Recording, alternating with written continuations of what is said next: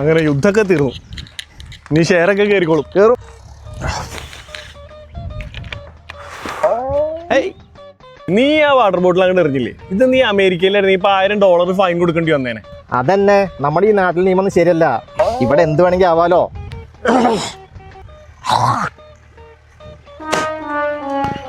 ഇപ്പൊ നീ കാര്യം ചെയ്തില്ലേ, തുപ്പില്ലേ? ഇത് ജപ്പാനിലായിരുന്നു, നീ 6 മാസം ജയിലിൽ കിടന്നേനെ.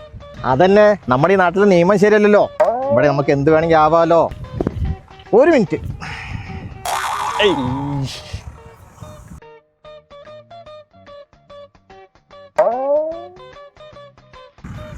നീ മൂത്രയ്ക്കാൻ നിന്നില്ലേ? ഈ പരിപാടി നീ സൗദിയിൽ വെച്ചിട്ടാ ചെയ്തെന്ന് വിചാരിക്കുക. നിന്നെ അവര് നടു റോട്ടിൽ കെട്ടിയിടും. എന്നിട്ട് 101 ചാട്ടവറടിയാണ്. നമ്മുടെ നാട്ടിലത്തെ നിയമല്ലേ, ഇവിടെ എന്ത് വേണമെങ്കിൽ ആവാലോ. എന്തു ആവാലോ. നീ ഒരുപാട് കാലം പുറത്തൊക്കെ ജോലി ചെയ്തല്ലേ, നിനക്ക് ഈ നാട്ടിലെ നിയമങ്ങളൊക്കെ പാലിച്ചൂടെ? ഞാൻ ഒരുപാട് കാലം പുറത്തൊക്കെ ജോലി ചെയ്തിട്ടുണ്ട്, അവിടുത്തെ നിയമങ്ങളൊക്കെ പാലിച്ചിട്ടുമുണ്ട്. പക്ഷേ നമ്മൾ ഇവിടുത്തെ നിയമം ശരിയല്ല. നിന്നോടൊന്നും പറഞ്ഞിട്ട് കാര്യമില്ല. രാജ്യസ്നേഹമില്ലാത്ത തെണ്ടി, സ്വച്ഛ് ഭാരത് അറിയാത്ത നാറി. നിനക്ക് നാണല്ലേ ഇന്ത്യനാന്ന് പറഞ്ഞിട്ട് ഇങ്ങനെ നടക്കാൻ? നിയമങ്ങൾ പാലിക്കപ്പെടണം, അറിയോ? മതി, നാളെ കാണാം. ഇതെന്തൊരു കവറൊക്കെ ഉണ്ടല്ലോ, ഇതെന്താ സംഭവം?